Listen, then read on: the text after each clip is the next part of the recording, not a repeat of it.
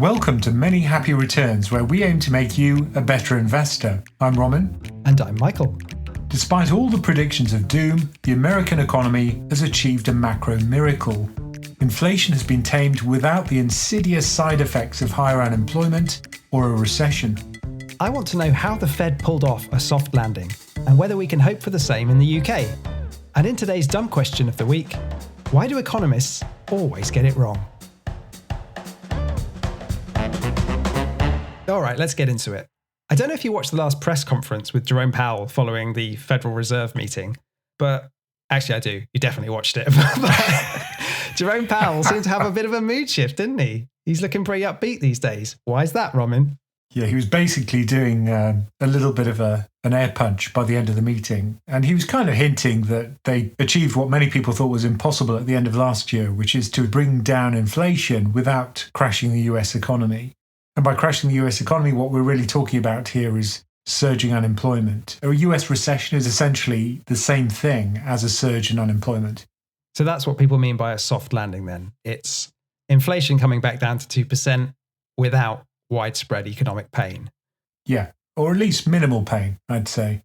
And has there ever been a soft landing before? Or is this a real rabbit from the hat moment? Ish, although I'd say this is probably one of the softest. Given the size and the rapid growth of inflation, the spike that we saw, I think it's pretty remarkable. Or maybe not. Maybe that's part of the reason why it was so easy to fix. Certainly in the mid-1990s, this was when Alan Greenspan was the Federal Reserve Chair, there was a very sharp increase in interest rates. I remember it at the time. And there was worry that there was going to be a recession then, but it didn't really get too bad at all. When you look at the historic record, that seems to be the only time when the Fed arguably delivered a soft landing. But inflation didn't get up to the 9% plus it got up to this time. No, I mean, it was nothing like the scale of the shock we got this time around. But of course, it didn't have such a big trigger, which is switching off the economy and switching it back on again. But it wasn't the case that there were no casualties at all. For example, there's a classic story about Orange County going bankrupt at the time, and there's a brilliant story behind that. Do you know about Robert Citron? No. He sounds like he should be in Orange County, though. It's just, you couldn't make it up, could you? But he was the treasurer tax collector of Orange County in California, which is kind of the equivalent of Essex in the UK. As in, it's the bit just outside the major city? Kind of, but also in terms of the politics, I'd say it's kind of equivalent. But what he did is he took the investments of Orange County, which is a pretty prosperous county, a very large one, and he levered them up using repo.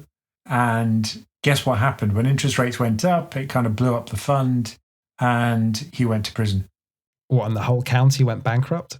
There was a bankruptcy, yeah. Now, he did have a really reliable means of forecasting what would happen with interest rates. Can you guess what it was? Tea leaves? Close, very close. He had a mail order astrologer and a psychic who made his interest rate predictions. But the question is, of course, whether they'd be better than an economist. Oh, what do you think? Probably not. But still, it's a pretty low bar. And that wasn't the only sort of hiccup, was it, in that supposedly soft landing? I know that some emerging market countries also got into trouble. For example, Mexico sought a bailout from the IMF. And it's often the case when the US raises interest rates, it causes outflows from emerging markets, and a lot of hot money flows out of their economy. And that often causes a tightening of credit conditions. And sometimes that triggers an EM currency crisis, which is what happened then. Because this episode we've just been through, even though it looks like, hopefully, the Fed is delivering a soft landing, it's not been painless. We had the minor banking crisis back in March in the US. And for anyone who's remortgaging or corporates rolling their debt, try arguing with them that it's pain-free. Yeah, if you had to refinance, either as a household or as a company, it's been incredibly painful. But they needed to get inflation down. Yeah, so obviously that's one of the side effects of tighter monetary policy, which is that it is going to be more expensive to fund your business and fund your household if you do rely on debt. That's how it works. So why were so many economists forecasting that we get a hard landing, as in what the Fed was going to do by jacking up interest rates so fast from zero effectively to 5.25% in, 18 months or something? Well, almost every model that you use historically, which is trained on historic data, was telling you the same thing, which is that typically what happens is the yield curve inverts, and not long afterwards, usually 6 months, 9 months later, you get a recession, because that's what the Fed does. It triggers a slowdown in the economy, which usually overshoots, and then you'll end up with something which is really unpleasant, which is higher unemployment, and the US will enter recession. But those historic conditions, which is always what you condition one of these models on, simply didn't apply to this episode of inflation. Everyone was pointing back to the 1970s, weren't they? Where you got rampant inflation, and that was only really cured when Paul Volcker came in at the Fed, pushed interest rates right up into double digits, triggered a recession, and squeezed inflation out of the system. And they thought, that's probably what's going to have to happen again. And it looked like that was the case, because inflation was rising so rapidly and it rose to such a high rate that it did look like the 70s. And the reasons behind it were also similar in some ways, with the energy shock that we got. And of course, that was similar to the 1970s. What was different this time around, I think, one of the things was that you don't automatically have wage increases. That was written into a lot of the contracts, work contracts at the time, because there was a lot more unionized labor. So there was a bit of a price wage spiral that time around, which didn't happen this time. And I guess there's also been other balancing forces. So we had the energy spike, didn't we? Particularly after the invasion of Ukraine. But the difference now versus the 70s is the US is a massive oil producer these days, and also imports a lot of things from China, a lot of goods. And China's experiencing deflation and is kind of exporting its deflation to the US, if you like. The goods are getting cheaper. That's one of the narratives. I'm not sure that they export enough to the US in order to cause deflation as a whole, or to have a significant drag on inflation in the US. But that's certainly one of the factors. But would you say we have got a soft landing this time? Is it in the bag? Because Jerome Powell said it's far too early to declare victory. That's what he said in his last speech. Yeah, as he quietly air punched. So look, he has to be a bit cagey about it, because I think it's really hard to see what's just around the corner economically, particularly at the moment, because what is pretty clear is that the economy is not reacting as it has in the past. That's why the models are failing. If there was a similar analogy in the past, then the models would have picked it up, but they don't. So I think something is wrong with the macro models. This is a new situation, a new set of conditions, a set of conditions that we haven't seen before, or at least not in living memory. Maybe if we could go back to 1918 and see the previous flu epidemic, then we might get an idea about what's going on. We'd have a better idea. But of course, things were very different then, and there wasn't such a good measurement for a lot of the macroeconomic variables. So I'm not sure that would be possible. But on the face of it, it's looking positive right now, isn't it? Consumer price inflation peaked at over 9% in the middle of 2022. That's now down to 3.1% as of November. GDP growth has been incredible. So real GDP growth in the third quarter was 5.2%, which by any measure is incredibly fast GDP growth for a developed country. And the jobs market is still unbelievably tight, with unemployment near multi-decade lows. This is looking a lot like a soft landing. Probably the best indicator of recession in the United States is the SARM indicator by Claudia Salm. And I was watching her Twitter account, and she was talking about this. She was watching the employment data, and the latest print was pretty strong. So she said, no, there's absolutely no sign of a recession right now. Because one of the weird things about recession is you don't realize it's a recession until the NBER committee in the United States says it was a recession. And that usually takes a while. What's particularly weird is that consumer sentiment in the US has been pretty poor, and a lot of people feel that the economy's in recession, even though there's no sign of that in the data. Yeah, I think it's also a political thing. It depends on whether you're a Democrat or a Republican. If you look at what Republicans are saying, they're very unhappy with the economy, whereas Democrats are fairly happy with what's going on. Kyla Scanlon called it a vibe session, and I think that's the best terminology to have come out of this whole inflation debacle. And that's a pretty good way of characterizing it, because it's not really there in the hard data. People aren't really seeing the numbers get worse. but people psychologically feel as if they're worse off because they're probably anchoring on prices which they had about a year ago. And of course, if inflation comes down, the rate of inflation, that doesn't mean that prices are lower. We're still living with considerably higher prices than we had before the inflation spike started. So perhaps that's part of the reason behind the unhappiness. Yeah. Real wage growth, I think, is positive. So in theory, people should start feeling better off and that should feed through into the data. But I get your point that even if your salary's gone up a bit, it's still not great to be paying like 20% more for the good than you paid 2 years ago. You still, psychologically in the shops, you go, I can't believe that's the price of milk these days. Or eggs. It is shocking. But with real wages increasing, and particularly with gasoline prices in the US falling, I suspect we will start to see an improvement in sentiment, especially if rate cuts do come next year. Well, there are two different things here, right? One is the sentiment, which people report on sentiment surveys. And then there's actually what people do. And what are Americans doing? They're getting into their SUVs and going to the mall. You know, they haven't stopped shopping for all that rubbish which people tend to buy all the time. So you say them all, but I think they're shopping online when you look at the stats. Okay. But you're right. People typically, when asked about the economy, say, yeah, it's really bad right now. And then they're asked about, well, how are your own finances doing? How are your own prospects? And they're like, I'm doing really well right now, which is weird. There's this weird disconnect. I mean, the prices of some goods have gone up a lot. So things like white goods, things like automobiles, perhaps. But certainly for the kind of everyday purchases and for little treats, for that kind of thing, there's very brisk activity, retail activity in the US. You don't get GDP growing at more than 5% without people spending money. Exactly. And that's real GDP growth, remember? Because people always go, oh, yeah, but it's due to inflation. Well, it's not in this case. Yeah, nominal GDP, if you plot that, it's kind of astonishing. Yeah. It looks like one of those meme stocks. It's an axis breaker. But it's coming down now, of course. I suspect we will see GDP slow, but whether it goes below zero, we'll have to see. I doubt it. Yeah, it's just looking very unlikely at the moment.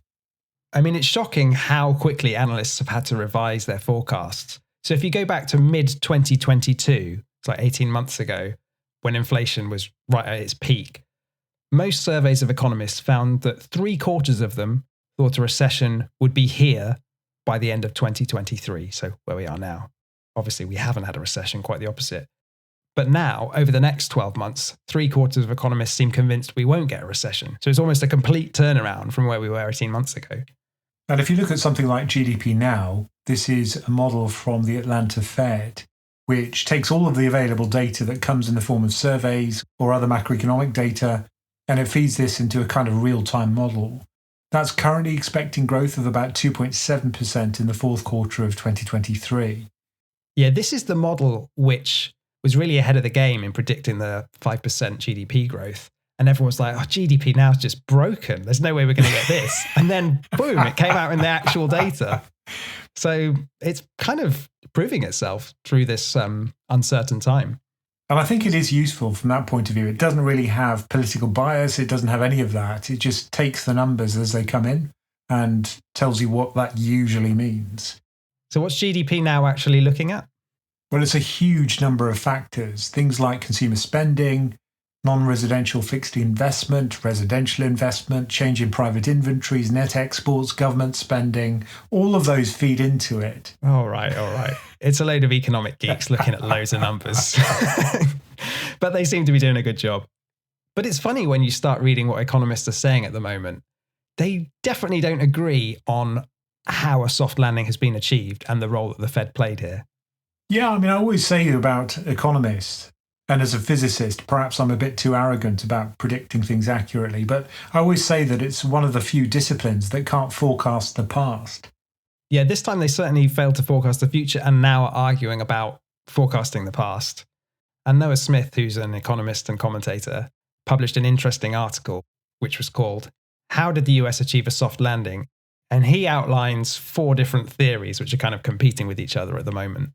But it's so funny because I read the article and I just thought, well, it's obviously theory number 3. Okay, well, let's go through them then. You just put all the economists in their places. Okay, so theory 1, he's dubbed long transitory.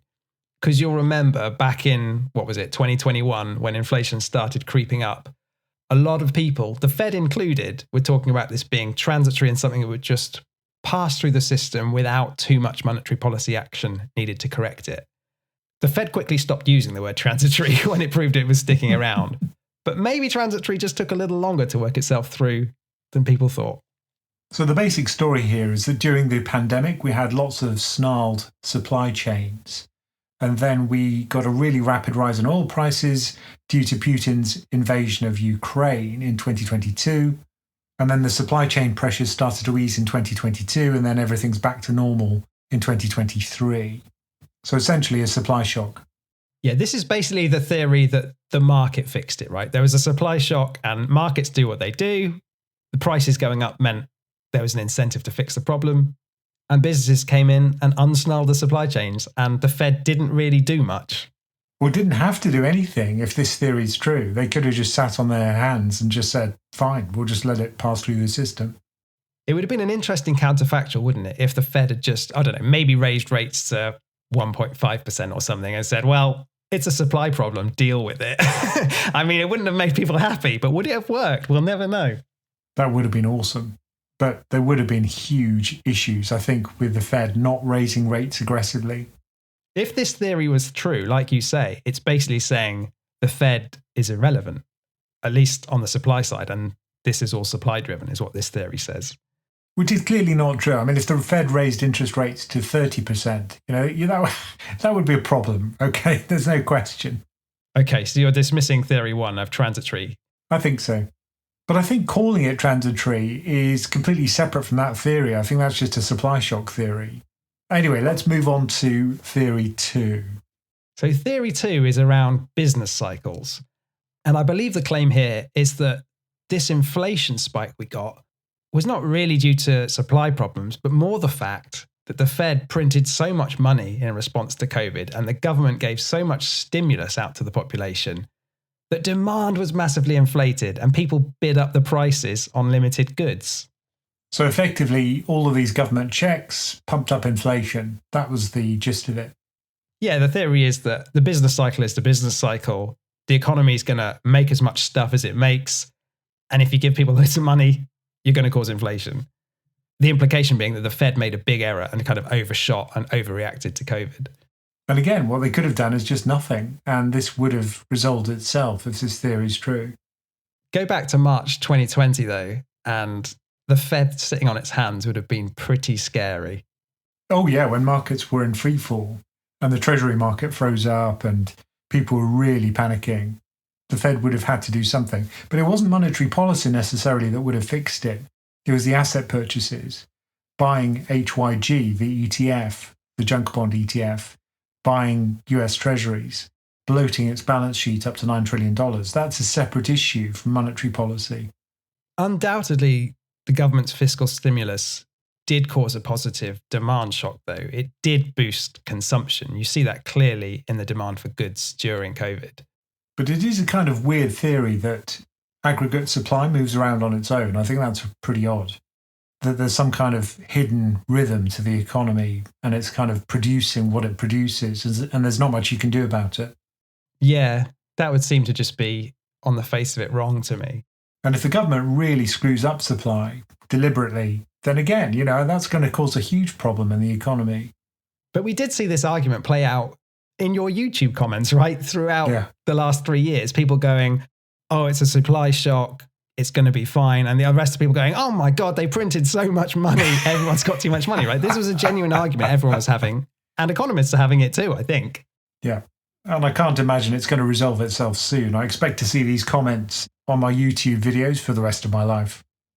The third theory is kind of a hybrid combination of this two. It's acknowledging we got a big negative supply shock, obviously, and we got a positive demand shock with all the money that was put into people's pockets. And therefore, we made a kind of policy choice to come through this episode with higher inflation rather than a massive slump in growth. And this is the one I thought was very clearly right because it kind of explains all the numbers and pretty much exactly what happened. But it's less ideologically satisfying, I think, for people, isn't it? Because monetarists want to say it's all down to the money supply.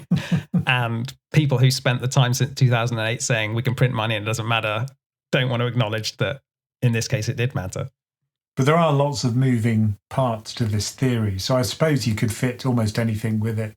But the idea is that you had a big stimulus, lots of money being printed in 2020, 2021, and then that finished in early 2022. Then we had the supply chain shock and oil prices rose, and then this ended in late 2022. And then in 2023, both of them went back to normal. And certainly if you listen to Jerome Powell, this is the narrative he tells as to why inflation's coming down. The timeline does seem to stack up. I mean, the upshot of this, I guess, would be that maybe the Fed made a mistake early on in the pandemic and did print a bit too much money, or at least kept rates low for a bit too long. And we won't really know until long after this episode's passed whether that's the case. And the worry now is that they're going to keep rates high for too long and kind of crush the recovery, and maybe even create a recession later on. But according to Powell, they are very wary of that now. But the reason why I say this one was kind of obvious is that that's what happened. I mean, it was very clear that supply chains got snarled up during the period when we were coming out of the lockdowns. And there was a big demand for stuff. That was very clear if you look at the retail sales data and just our own experience. And I think it's also true that people clearly had excess savings and a little bit extra cash in their pockets. And we saw that also in asset markets, didn't we? The whole meme stock phenomenon of people ploughing money into the stock market willy-nilly was because they had more money than they knew what to do with, I think. And they were bored. And the bored apes, that's an example of too much money in people's pockets, pretty clearly. So maybe the Fed did a little too much on their way in, but then you've got to think about the balance of risk. Was it a risk of doing too much, or was it a risk of doing too little? Because people always look back to 2008 and said the Fed did too little and the government did too little stimulus. So this time, maybe they went the other way and did too much, but perhaps we'd rather live in a world with inflation at 9% briefly than we would with a major recession. But I think, looking back on this episode, people will look back at this experience and say, actually, what they did was spot on. We had monetary policy trying to calm things down, and then at the same time, what the government was doing was trying to stimulate the economy. So they did seem to be pulling in opposite directions, but the timing proved to be just right. It would be interesting to know if this was a computer game and you could kind of start over again, if there was some kind of policy which would have got us through this without a recession, but without high inflation. I suspect not, just because of what happened to supply chains and oil. Like, however you try and manipulate demand, how can you get that sort of micromanaged to the right amount not to see inflation pick up? I mean, certainly this theory would say the Fed did the right thing once inflation did go really high in terms of slamming on the brakes hard, because we haven't seen a recession, right? But I love that quote from John von Neumann, where he said, with 4 free parameters, I can fit an elephant. With 5, I can wiggle its trunk. So effectively what he's saying is that the theory's got so many free parameters, you can fit anything. Any experience, any kind of macroeconomic path could be fitted with these number of variables. And ideally, what you want from a really powerful theory is something which is parsimonious, a really simple model which explains all the facts. But I think for this one, you really need to look at what actually happened. And it's pretty clear that it explains what happened based on the data we saw. But it's not memeable. Jay Powell stood in front of a money printing machine is a meme. I love that meme. How can you meme nuance around supply and demand and fiscal and monetary policy and supply chains and energy? But I said there was 4 theories. We've only discussed 3. And the 4th one that Noah Smith highlights is the magic of managing expectations. I think of this as a kind of Jedi mind trick version of the Fed, where all he has to do is kind of wave his hands, Jerome, and signal that he's going to do something, and then the market responds as if it has already happened or it will happen. So Powell pretends to be Paul Volcker and says, we're going to do everything that's necessary to get inflation down. We'll raise rates to 15% or whatever if we need to. Now, he never actually said that, but he kind of implied it, right? That he would go as hard and as far as needed. And then the market goes, oh, bloody hell. He probably means it. We better stop buying so much stuff. That phrase, whatever it takes, I think he did actually say that. Yeah. One of the things the Fed looks at is the 5-year forward, 5-year inflation rate, which is backed out of markets. It also looks at surveys of what businesses and people, individuals, normal people, think is going to happen to inflation, because those expectations drive what people actually do. And if the belief that inflation is going to stay high for a long period of time gets ingrained, and that was the worry, remember, if inflation stayed too high for too long, then they start to behave and factor in high inflation. And then it becomes a self-fulfilling prophecy. Wage demands increase. Companies are willing to pay more for goods and services because they just assume that's the new normal. And then you end up in this kind of spiral of higher prices. So though this kind of expectations thing might sound a bit like economic hocus pocus, what you're saying is the Fed actually does care about what people think it's going to do. And it does have real effects in terms of how consumers and I guess businesses behave. So maybe there's something to this. I guess the claim here would be that the Fed's communication was so good that they managed to get inflation down without having to jack up rates to like 10% or something and get above that 9% inflation level, which they might otherwise have to have done. Yeah, Nick Timraos, who's just amazing. He's one of the journalists for the Wall Street Journal, and he always sits in on these monetary policy meetings, and he's written a brilliant book about monetary policy through the crisis period in the pandemic. But he asked some really quite cutting questions. He said to Powell this time around, he said, when interest rates were increasing, yields on bonds were increasing as market expectations did your job for you. What we see right now is yields falling on bonds and the market's doing your job for you again of easing policy. So effectively, you don't have to do anything. The market just does it for you. So this is another way of saying the same thing, this kind of expectations theory. How did Powell respond to that? It's quite a provocative question that you're a bit pointless, mate. Well, Powell kind of fluffed around it. He said, so this last year's been remarkable for the sort of seesaw thing back and forth we've had over the course of the year of markets moving away and moving back and that kind of thing. What I would just say is that we focus on what we have to do and how we need to use our tools to achieve our goals. And that's what we really focus on. Oh my God, that's classic Fed speak. He said nothing there.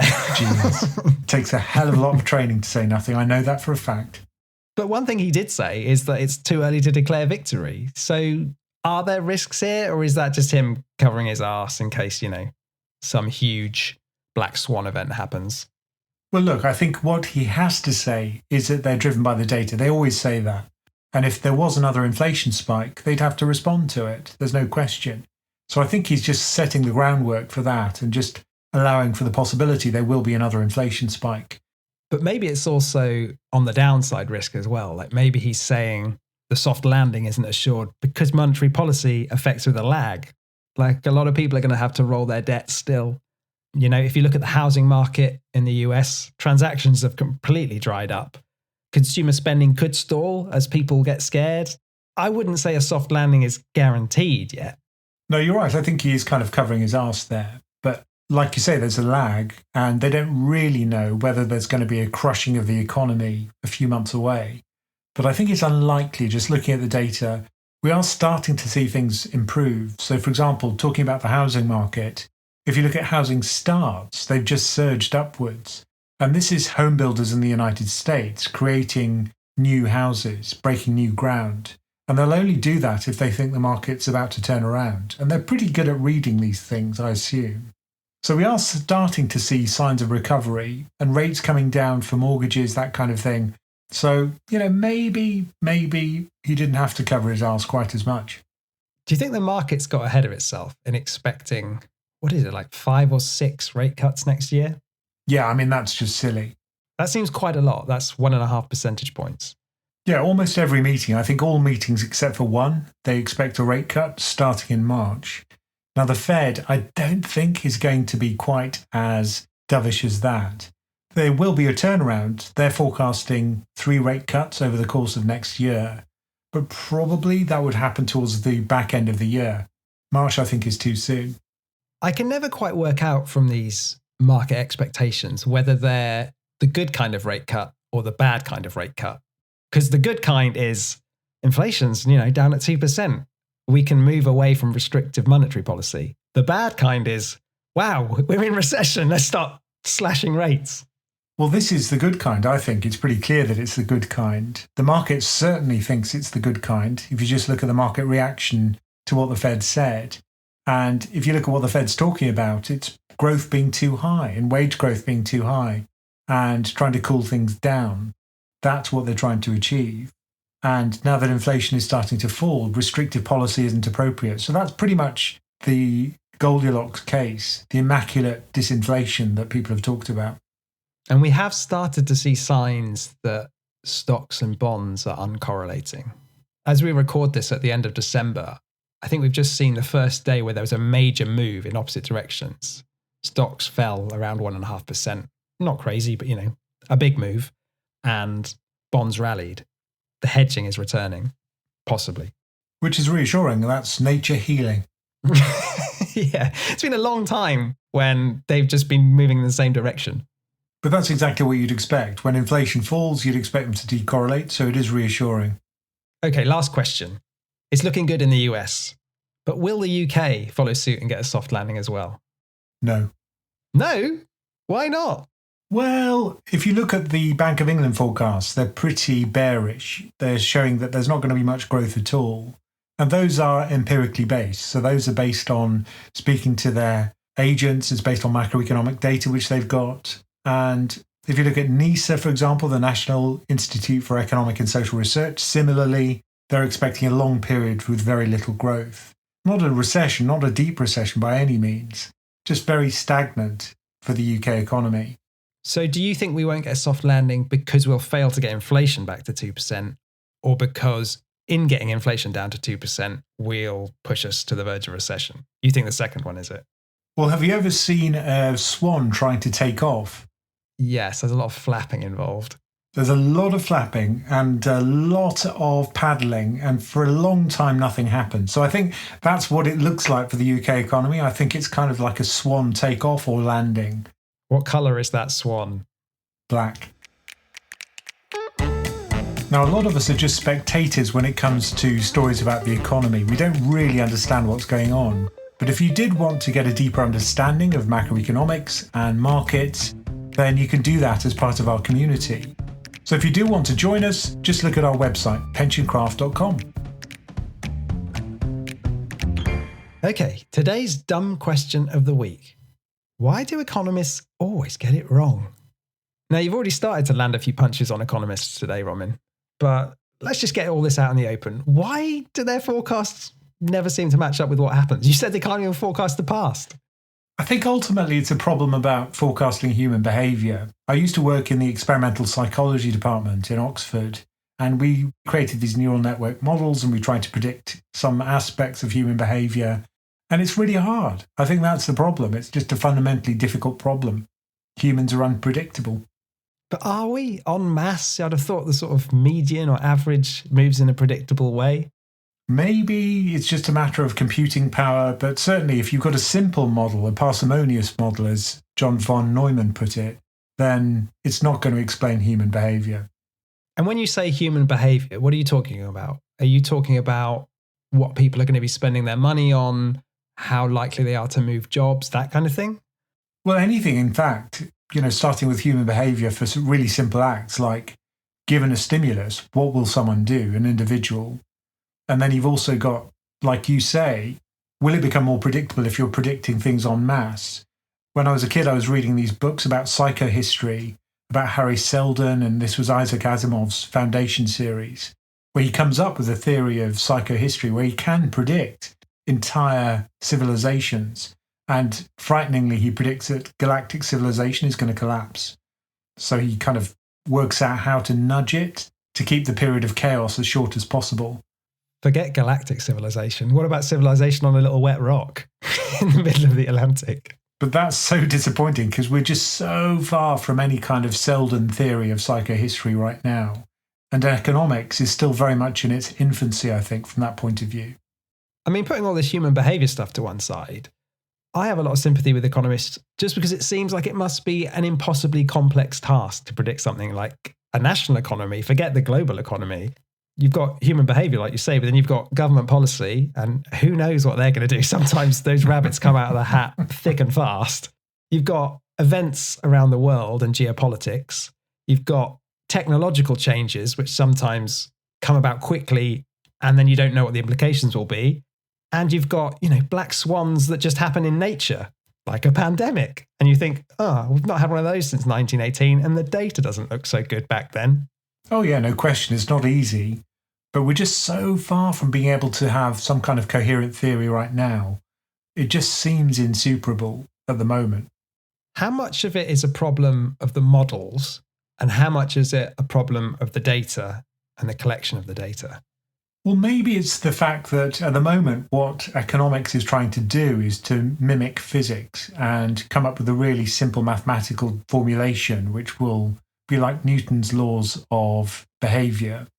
Maybe that's fundamentally misguided. Maybe the only way you can do this is to have an immensely complex model, which has trillions of parameters, where you can wiggle the trunk. You have to be able to wiggle the trunk in order to explain what's going on.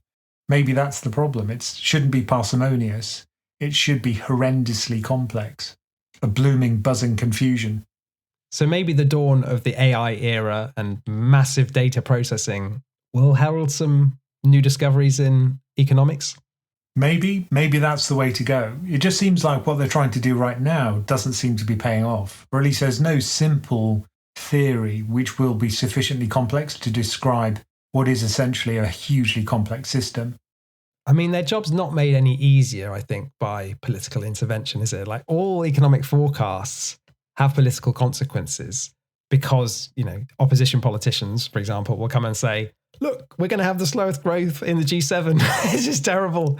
And it's based on a forecast, right? So it's not easy to remain objective, I guess, even if you had a good model. But it's interesting, if you look at weather prediction, it's a similar story about how that evolved. Initially, we just had very poor data. You couldn't even tell what the pressure was across the entire Earth's surface or what the sea temperature was across the Earth's surface. Now we've got much better data feeding into those models.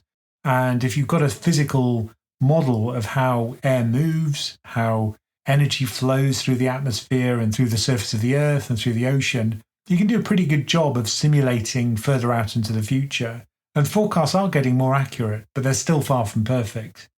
But there we've got a combination of better data going in, more powerful models, and better number crunching, and that has improved the models. So maybe it's a kind of similar story with economics. We need more real-time data, more granular data, and perhaps better number crunching, better models themselves. Maybe models that are so complex that a human can't grasp it. It has to be crafted by an AI, say. And it spits out a number and you think, do I dare trade on this number? But then I guess that's the other point, isn't it? If economic forecasting became much more accurate and we knew with reliability, I don't know, what GDP was going to be, what inflation was going to be 12 months down the line, you wouldn't necessarily have an advantage in markets unless you had a secret model to yourself. Which I wouldn't discount. I think if anybody's going to do this, it'll be very well-funded hedge funds where they could get an edge and they wouldn't tell people about it. All you'd see would be very good returns. So maybe that's what we should be looking for. If the OBR spins off a successful hedge fund, I'd be surprised. Thank you for joining us for Many Happy Returns. Do send us your questions, no matter how dumb, at the email address mhr@pensioncraft.com. And do remember to check out PensionCraft.com for all the information about our membership and investment coaching options. Many Happy Returns is a PensionCraft production, co-hosted and executive produced by Romin Nakiza and Michael Pugh. This podcast is for informational and entertainment purposes and is not financial advice. We do not provide recommendations or endorse any decision to buy, sell, or hold any security. We cannot be held responsible for any actions listeners may take, and investors are encouraged to seek independent financial advice.